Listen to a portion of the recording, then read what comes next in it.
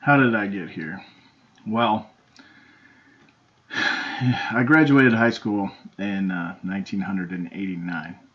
I know that for some of you, that seems like a mighty long time ago, and for me, it's a mighty long time ago. But it helps explain, how I am where I am today and why I am where I am today. I was sitting there and I graduated from high school and I went to my freshman year of college at Nebraska Wesleyan University. Great institution, great programs, great academics, athletics. And yeah, I went there on a college, athletic scholarship and academic scholarship. I ran track, and things were going extremely well. I completed my freshman year of school, ran track, was doing well. Grades could have been better, probably, but as a freshman, I thought that I was doing okay. And yeah, so I was moving forward, and I was excited about the future. I was majoring in international law. Had hopes and dreams and aspirations to graduate and be an international lawyer. Because coming from Nebraska, I'd never really been anywhere. I'd never really done anything and gone anywhere, seen anything. So I was excited about the future and what college could provide for me. And then all of a sudden, realization comes into play. The end of my freshman year at Nebraska Wesleyan, I was back home for the summer, and there was a letter that came to the house from the university, and my dad's name and my name are the same, and it was addressed to Larry Eckhart. So I opened it up because obviously I thought it was for me. Because why would my dad get mail from the university? And I saw that it was a bill for the university, and some excess of like $8,000 or something that like that for my freshman year. And I was blown away, because as a young guy I had no idea what was going on, and concept of money and things like that. I just didn't really grasp it, and so I decided from that day forward that I would not allow my parents to have to bear the financial burden of me getting an education. So I decided to join the Marine Corps. So in 1990, then I joined the Marine Corps, and off to boot camp I went. Um, Fortunately, things didn't work out, and so I got medically discharged from boot camp and went back to Nebraska. Ended up going to the University of Nebraska then at that time and took my sophomore year of college. And I was taking my sophomore year of college, moving forward. I knew how important the degree was, and so took some different types of classes. But now, after being in the military for a little while, briefly, I might add, um, I decided that political science was the avenue that I needed to go, but still continuing along my roots of doing international law and wanting to travel. I decided to take some foreign language classes. Uh, so I took some German, Sprechen Sie Deutsch, ja, and took some Japanese, and I took some Russian, and was doing really well. And but one day I woke up and I was just like, this isn't for me.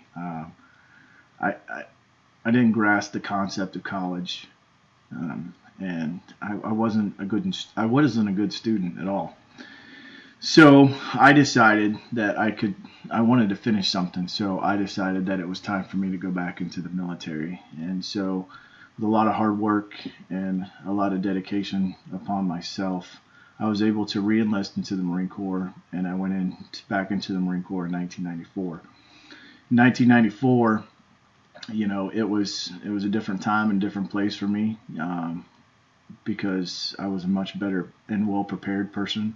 I went to boot camp, graduated, and there I am, just going to do my 4 years. I graduated from um, boot camp, and I only knew one of two things at this point.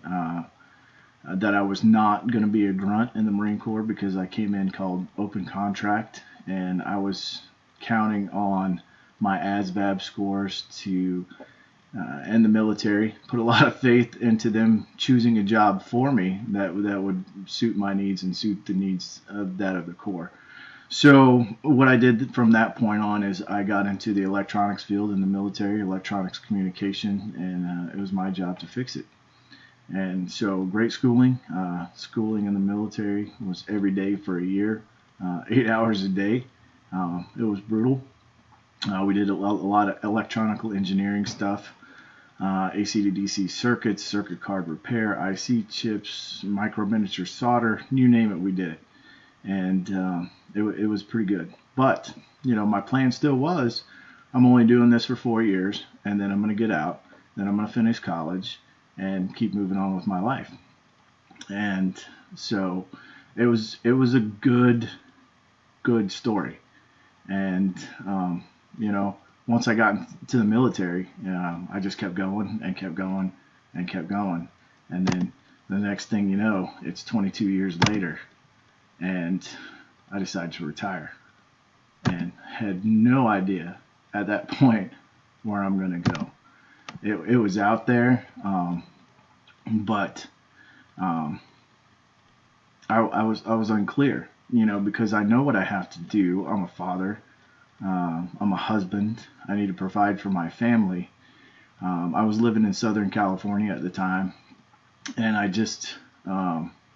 it was just difficult to be able to find a job so I could maintain my standard of living while I was in Southern California. And I needed a job that would pay me $80,000 a year to start, to maintain where I was. And so here I am at a crossroads. What do I do? Because I'm applying for jobs and I just don't get it.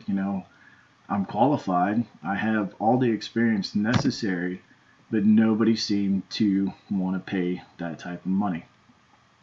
So my wife and I decided that it was time to go ahead and move forward, make kind of take a leap of faith, big jump, and all of a sudden, the next thing you know, we move to Boise, and I become a student at Boise State University. Again, it was phenomenal.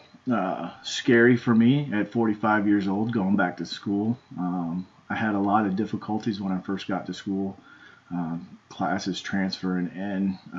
I remind you that, at the beginning of this, when I started here talking to you today, I decided, to leave college, graduated high school in '89, remember that stuff, go to college, did 2 years of college. So I'm trying to transfer in credits from 1990, 1992, military credits, different classes that I took while I was in the military, trying to get all that stuff to transfer in.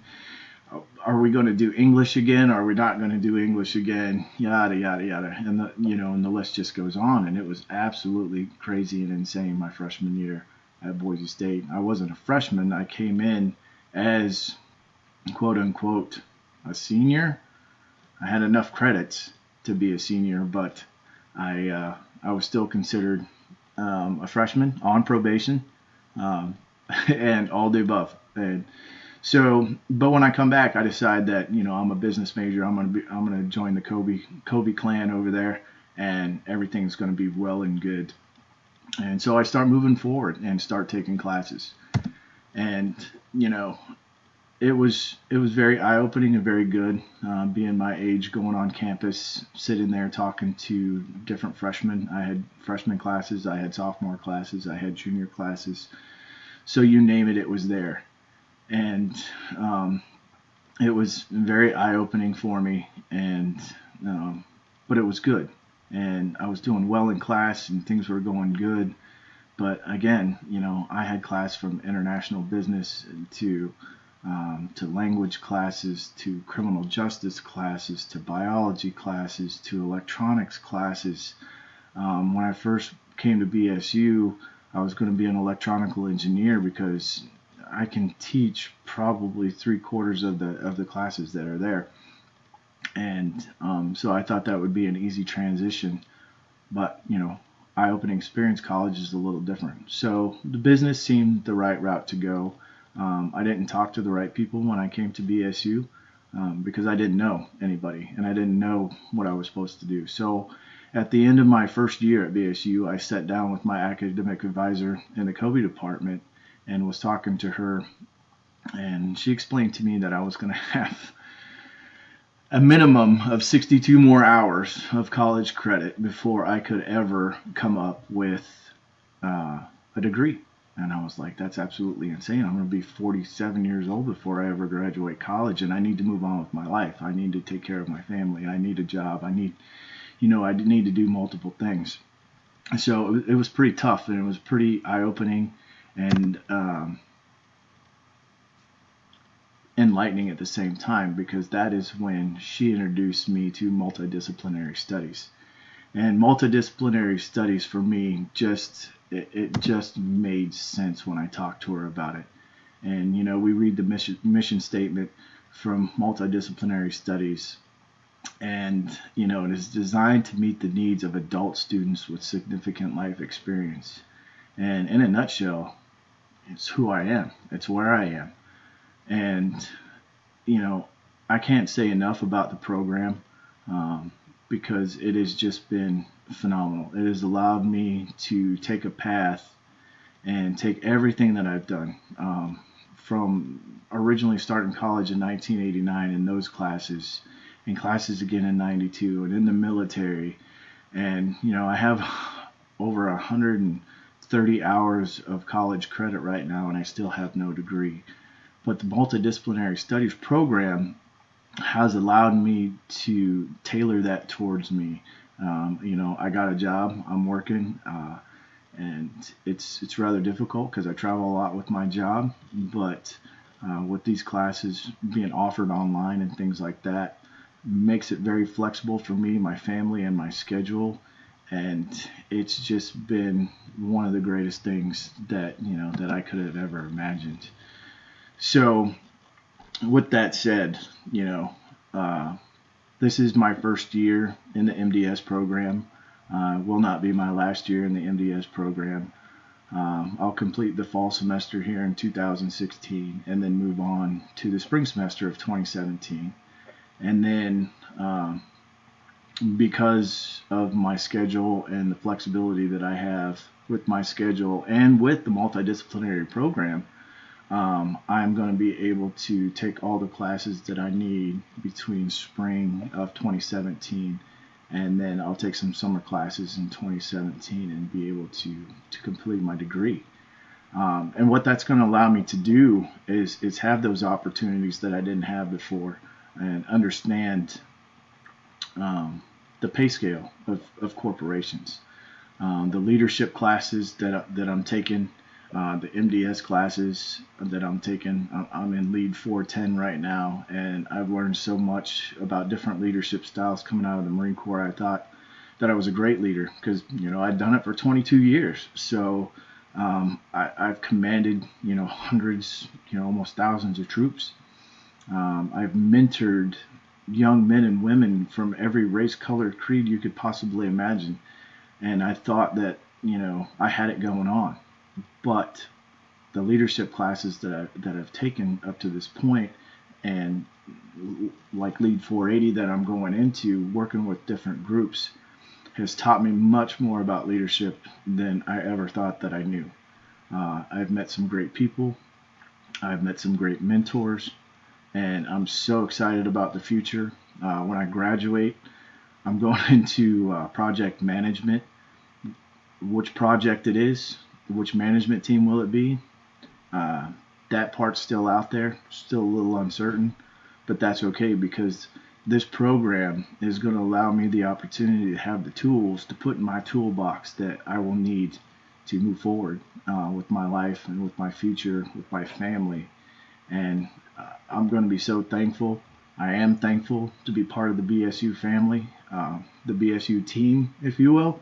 And I'm looking forward to the future. I'm looking forward to graduation. I'm looking forward to crossing that finish line. And I'm so excited and so thankful to everybody at the university and Boise State. And, all you can say at this point is go Broncos, and congratulations to y'all. Thank you.